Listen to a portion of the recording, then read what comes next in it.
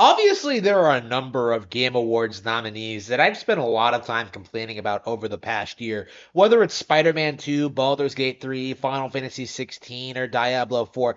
I have gone at length talking about a number of these games, franchises, and developers, right? I hate them all if they're not from Nintendo because all of them are terrible, no exception.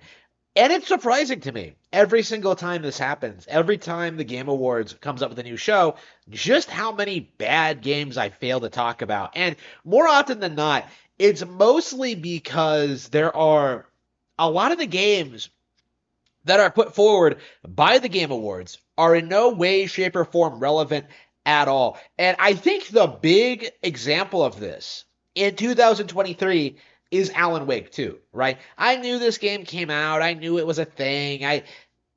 It was, I saw a trailer for it. I didn't care. Why?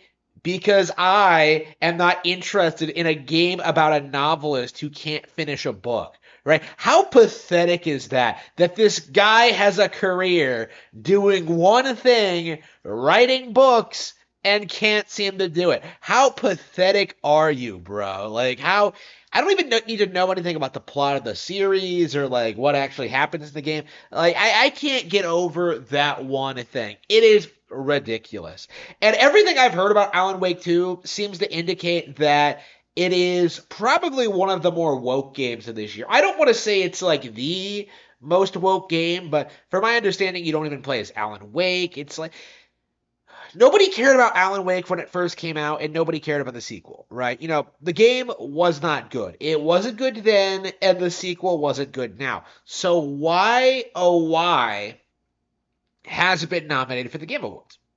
The reason being is because the game journals need to put out something that's just some kind of zany outlier, right? They want to look like they're profound. They want to look like they're putting out something that has no chance in winning. They want to look like they're advocating for smaller developers, developers who don't put out games that are traditionally considered game of the year. They want to give their credit to titles that are creative, that do things a little bit differently, that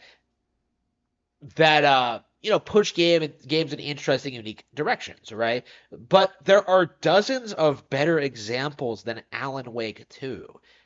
Where's Cereza and the Lost Demon? Where's Pikmin 4? Where's Fire Emblem Engage? Right? There are so many other Nintendo games that I would put up there next to Zelda and Mario, right? And of course, like maybe the Game Awards isn't ready to like have an entire Game of the Year portfolio just overwhelmed with Nintendo games just yet, but like we really need to acknowledge this is that like there is no possible way that Alan Wake could ever win unless the industry springs for it, right? And you can argue that's to a certain extent like true for basically every non-Nintendo game that comes out. But like when you look at Alan Wake 2 in particular, like what does it do particularly well, right? What does it do that stands out? What does it do that like makes people interested in it? What is it going to is it something that's like is going to appeal to people in general, right? The answer is no, right? Like it is by far, I would say, the most niche game on that list. And there's nothing wrong with being niche, right? I love a lot of niche games. 13 Sentinels was one of my favorite games last year, right? But when I look at Alan Wake 2, there's nothing about it that could compete with Zelda or Mario, right? The fact that like it's being put up there against those games is just laughable to me. And to a certain extent that's true for the competition as well, but again, this is Alan Wake we're talking about. This is an IP that nobody really cares for, that was pushed forward by the gaming industry back in the day, that doesn't really have a real pedigree, but we're supposed to be excited for it anyway, right? This is one of those examples of a game that's just being put out there because game journals need something to talk about. They got to fill their quota. They got to throw things on there, even if they don't belong in that genre. And this kind of goes into what I was saying, what I've been saying about the Game Awards even before we saw the nominees, is that like we should not take this seriously. already we're seeing a lot of weird nominations, a lot of weird decisions, and I think it's safe to say we're going to see a lot of controversial winners. We are going to see games that have no business winning the categories they were nominated in, like come away with some awards or whatever.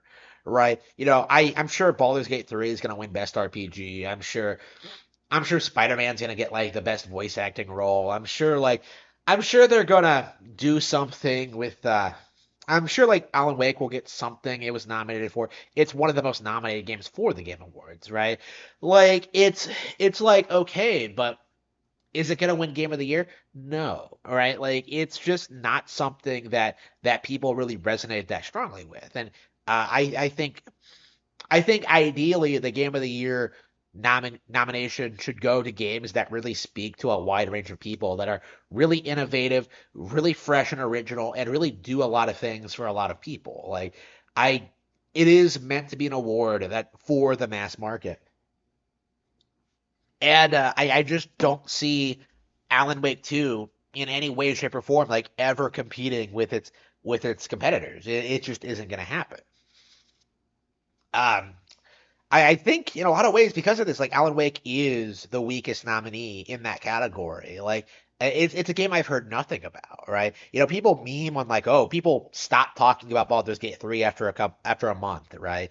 People say that, right? That Baldur's Gate isn't talked about anymore, that nobody really cared for it, that it was all just shilled by the industry and stuff like that. Like I have never heard anyone talk positively about Alan Wake 2, other than like DSP, who seems to really like it.